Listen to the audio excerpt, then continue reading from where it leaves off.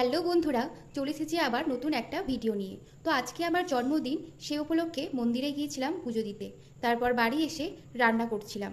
প্রথমে আমি এখানে পোলাও রান্না করছিলাম, এরপর এদিকে পনিরটা তো হয়ে গেছে, আর এদিকে পায়েস হচ্ছিল, যেটা ছাড়া জন্মদিনটাই অসম্পূর্ণ।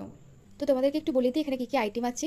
এখানে আছে ভাত, পোলাও, 5 রকমের ভাজা, ডাল, পনিরের তরকারি, চিকেন, চাটনি, পায়েস, 5 রকমের মিষ্টি, দই, পাঁপড়, আম, চিপস আর স্প্রাইট। তো মা আর আমি মিলে রান্নাগুলো করেছি। তারপরে এদিকে থালা সাজানো রেডি হয়ে গেছে। নিজেকে একটু খুশি করার জন্য নিজের জন্মদিন উপলক্ষে নিজেই সব কিছু অ্যারেঞ্জ করেছি। তো জন্মদিন উপলক্ষে সন্ধ্যেবেলা একটু ছোট্ট আয়োজন করেছিলাম। তো এখানে আমি রেডি হয়ে গেছি। তো আমরা এখানে একটু গল্প করছিলাম, মজা করছিলাম। এটা হচ্ছে তনুশ্রী, এটা হচ্ছে মৌ। ইনি তো মুখ দেখাতেই লজ্জা পাচ্ছেন, আসলে সুন্দরী মেয়েরা একটু মুখ দেখাতে লজ্জায় পায়। এই বার্থডে কেকটা আমি নিজেই বাড়িতে তৈরি করেছি। এই রেসিপিটি খুব শীঘ্রই আমি শেয়ার করব। তো প্রথমে এখানে ছবি তোলার পর্ব চলছিল, তারপর এখানে কেক কাটার পর্ব চলছিল, এরপর এখানে কেক খাওয়ানোর পর্ব চলছিল, তারপর এইদিকে চলছিল গিফট খোলার পর্ব।